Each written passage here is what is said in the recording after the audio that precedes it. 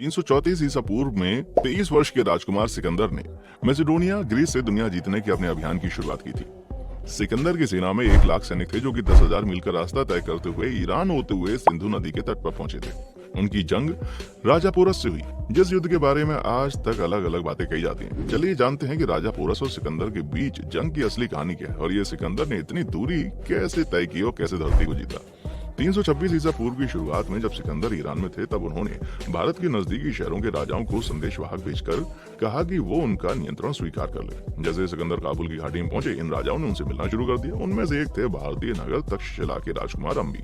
सिकंदर के प्रति अपनी निष्ठा दिखाने के लिए उन्होंने सिकंदर को 65 हाथी भेंट किए ताकि उनका इस्तेमाल सिकंदर अपने अगले अभियान में कर सके। अम्बी सिकंदर की इतनी आवभगत इसलिए कर रहा था क्योंकि वो चाहता था कि उसके दुश्मन पोरस से लड़ाई में सिकंदर उसका साथ दे। मार्कस कार्टियस लिखते हैं कि तक्षशिला ने जानबूझकर सिकंदर के लिए भारत के द्वार खोल दिए थे। उसने सिकंदर की सेना को अनाज से लेकर 5000 भारतीय सैनिक और 65 हाथी भेंट किए। उनका युवा जनरल सेंद्रो कुप्तोस भी था, सिकंदर के साथ हो लिया। सिकंदर ने तक्षशिला में 2 महीने बिताकर वहां के राजा की मेहमान नवाजी का आनंद लिया।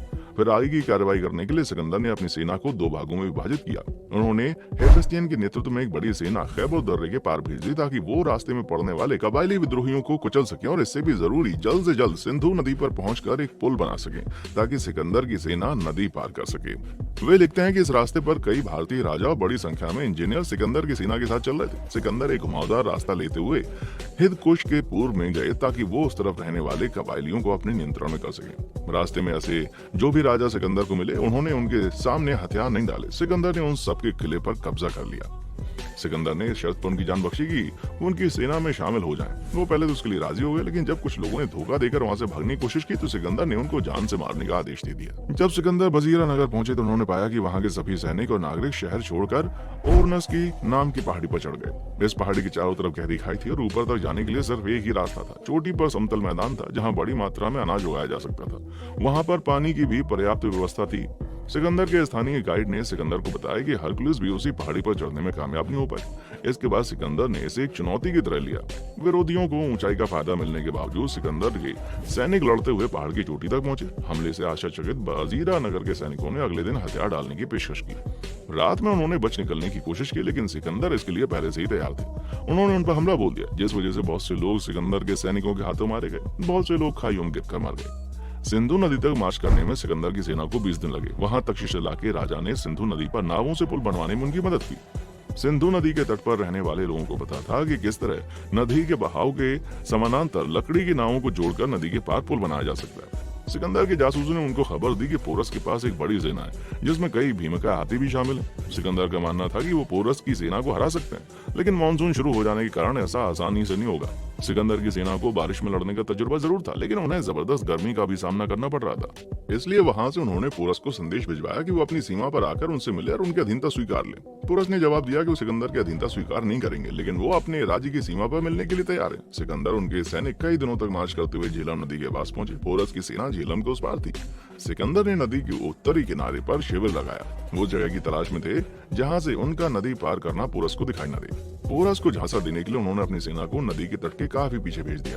सिकंदर ने अपने सैनिकों को एक जगह नहीं रखा, कभी वो पश्चिम की तरफ जाते तो कभी पूर्व की तरफ। इस बीच वो नदी किनारे पर अलाव जला लेते और काफी शोर मचाने लगते। ऐसा वो हर रोज करते। नदी के दूसरे तट पर मौजूद पोरस के सैनिक पहले तो सिकंदर के सैनिकों के इधर उधर जाने पर हरकत में आ जाते, लेकिन फिर समय के साथ वो उसके आदी हो गए और उन्होंने उन पर कड़ी नजर रखनी बंद कर दी। सिकंदर के विपरीत पोरस की सेना एक ही स्थान पर खड़ी रही, क्योंकि सबसे आगे हाथियों को तैनात किया गया। उनको बार बार इधर उधर करना काफी मुश्किल था।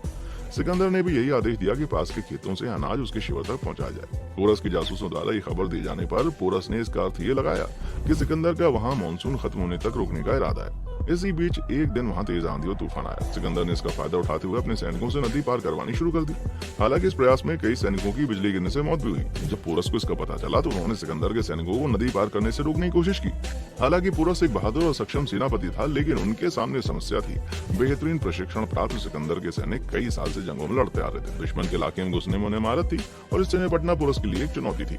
पोरस के पक्ष में सिर्फ एक बात थी, उनकी सेना में काफी संख्या में हाथी थे, लेकिन समय के साथ सिकंदर के सैनिकों को हाथियों से लड़ने का तरीका आ गया था। सिकंदर के सैनिक हाथी को घेर लेते और उस पर भालों से हमला करते। इस बीच एक तीरंदाज हाथी की आंख में निशाना लगा लेता। जैसे ही हाथी की आंख में तीर लगता, वो अनियंत्रित होकर इधर उधर डोलने लगता और अपने लोगों को कुचल डालता था। सिकंदर ने अपने सैनिकों को पोरस के सैनिकों के बाएं और दाएं भेज दिया और कहा कि वो आगे जाकर पीछे से पोरस के सैनिकों पर हमला कर दें। इस भीषण लड़ाई में दोनों तरफ के कई लोग मारे गए और बड़ी संख्या में लोग हताहत भी हुए। ये लड़ाई झेलम नदी के किनारे पर पंजाब में जलालपुर में हुई थी। सिकंदर अपने बुसेफेल्स घोड़े पर सवार थे, तभी एक तीर घोड़े को लगा और उसने वहीं दम तोड़ दिया। सिकंदर को अपने घोड़े की मौत पर दुख करने का समय भी नहीं मिला। उन्होंने दूसरा घोड़ा लिया और युद्ध जारी रखा। जैसे ही पोरस के सैनिक दबाव में आए, सिकंदर के सैनिकों ने पीछे से आकर उन पर हमला बोल दिया और उनके पीछे भागने का रास्ता बंद कर दिया। लेकिन एक भीम का हाथी पर सवार पोरस ने लड़ना जारी रखा। सिकंदर ने उनके साहस की प्रशंसा करते हुए उसके पास संदेशा भिजवाया कि अगर वो हथियार डाल दे तो उनकी जान बख्श दी जाएगी। इस संदेशवाहक का नाम था ओम फेस। पोरस ने संदेशवाहक को अपने भाले से मारने की कोशिश की। तब सिकंदर ने पोरस के पास एक दूसरा संदेशवाहक भेजा। उन्होंने पोरस को हथियार डालने के लिए मना लिया। फिलिप फ्रीमैन लिखते हैं, जब दोनों राजा मिले तो पोरस के हाथी ने घायल होते हुए भी घुटनों के बल बैठकर उन्हें नीचे उतरने में मदद की। सिकंदर पोरस के 6 फीट ऊंचे डीलडॉल को देखकर बड़ा प्रभावित हुआ। बंदी बनाने के बाद सिकंदर ने पोरस से पूछा कि उनके साथ किस तरह का सलूक किया जाए। पोरस ने तुरंत जवाब दिया, वही जो एक राजा दूसरे राजा के साथ करता है। सिकंदर ने पोरस को मरहम पट्टी कराने के लिए युद्ध क्षेत्र से जाने की अनुमति दे दी। कुछ दिनों बाद उन्होंने पोरस को न सिर्फ उससे जीती हुई जमीन लौटा दी, बल्कि आसपास की कुछ अतिरिक्त जमीन भी उनको सौंप दी। सिकंदर के सहायकों ने इसे पसंद नहीं किया। वहीं पर सिकंदर की सेना ने अपने मारे गए सैनिकों का अंतिम संस्कार किया। अपने मारे गए घोड़े की याद में सिकंदर ने युद्ध स्थल के पास एक नए शहर की स्थापना की और अपने घोड़े के नाम पर उसका नाम बुसेफेल्स रखा। सिकंदर के जीवनीकार प्लूटार्क लिखते हैं, जब तक पोरस लड़ने की स्थिति में थे उन्होंने सिकंदर का जमकर मुकाबला किया। इस जंग के बाद सिकंदर आगे बढ़कर भी गंगा के तट तक जाना चाहता था, लेकिन उनके सैनिक इसके खिलाफ थे। एक पुराने सैनिक ने पूरी सेना की तरफ से बोलते हुए कहा, तमाम खतरों के बीच इतने लंबे समय तक आपके साथ यहाँ तक आने से हमारा सम्मान बढ़ा है, लेकिन अब हम थक चुके हैं और हमारी हिम्मत जवाब दे गई है। इस दौरान हमारे कितने साथी खत्म हो गए और जो बचे उनके पूरे शरीर पर इस अभियान के निशान हैं। उनके अपने कपड़े तब तक तार-तार हो गए। अब उन्हें अपने कवच के नीचे ईरानी और भारतीय कपड़े पहनने पड़ रहे हैं। हम अपने माता पिता को देखना चाहते हैं और अपने बीवी बच्चों को फिर से गले लगाना चाहते हैं। हम चाहते हैं कि हम सब वापस मैसेडोनिया चलें। उसके बाद आप नई पीढ़ी के लोगों को लेकर एक बार फिर दूसरे अभियान पर निकल जाइएगा। जहां तक हमारा सवाल है, हम इससे आगे नहीं जा सकते। आखिर सिकंदर को स्वीकार करना पड़ा कि गंगा तक जाने का उसका सपना अब कभी पूरा नहीं होगा। तब उन्होंने अपने सारे सैनिकों को जमा करके ऐलान किया कि वो अपने घर वापस जा रहे हैं। उन्होंने पूर्व की तरफ एक उदास निगाह डाली और वापस अपने देश मैसेडोनिया की तरफ चल पड़े।